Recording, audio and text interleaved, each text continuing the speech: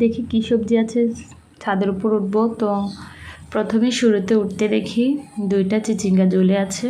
এই যে 2টা চিচিঙ্গা রয়েছে। তো আমি প্রচণ্ড গরম পড়তেছে, আমি ছাতা নিয়ে উঠলাম। এত বেশি গরম যেটা সহ্য হচ্ছে না। আমাদের নোয়াখালীতে বেশি গরম পড়তেছে। তো আপনাদের জেলাতে কীরকম গরম পড়তেছে অবশ্যই কমেন্টে জানাবেন। এই তো চলে আসলাম চিচিঙ্গা ওঠানোর পরে। এদিকে রয়েছে করলা। করলা তুলে নিলাম। করলাগুলি যদিও দেখেন একটু হলুদ হয়ে গেছে, তারপরও কেটে কুটে যা পাই নেব। করলা গাছগুলি অনেকটাই হলুদ হয়ে গেছে, এত বেশি রোদ পড়তেছে, ঠিকমতো পানি দিতে পারতেছি না। আমি খুবই ব্যস্ত বাসার কাজ নিয়ে, তো মাঝে মাঝে দেয়া হয়। এখন আসি দেখি করলার পাতাগুলি সব হলুদ হয়ে গেছে।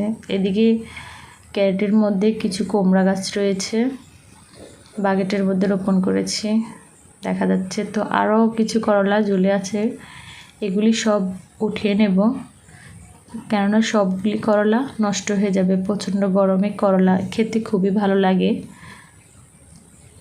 করলা শরীরের জন্য অনেক উপকার, যদিও অনেকে খেতে চান না তিতা বলে, কিন্তু তিতা হলেও এই করলা শরীরের জন্য খুবই খুবই ভালো। আমি আমার পরিবারের আদার্স যারা আমরা সবাই করলা খুবই পছন্দ করি। তো আপনারা কে কে করলা খেতে পছন্দ করেন অবশ্যই কমেন্টে জানাবেন। মাশাআল্লাহ অনেকগুলি করলা তুলেছি দেখেন। তো এই তো তুলেছি। করলা ভাজি করার জন্য নিয়ে নিচ্ছি কিছু কাঁচামরিচ।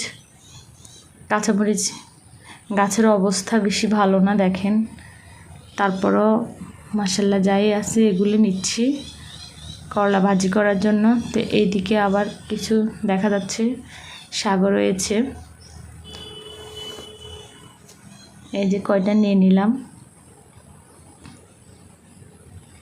এদিকে আবার টপের মধ্যে কিছুদিন আগে নিয়ে খেয়েছি, এখন দেখি আরও অনেকগুলি আছে। তো আল্লাহ তাআলা আমাদের রিজিকের ব্যবস্থা করে দিয়েছেন। দেখেন টপের মধ্যে এত সুন্দর শাক, খাবারের ব্যবস্থা। শাক বিশেষ করে আমি খুব পছন্দ করি, শাক সবজি করলা এগুলি খেতে আমার অনেক ভালো লাগে।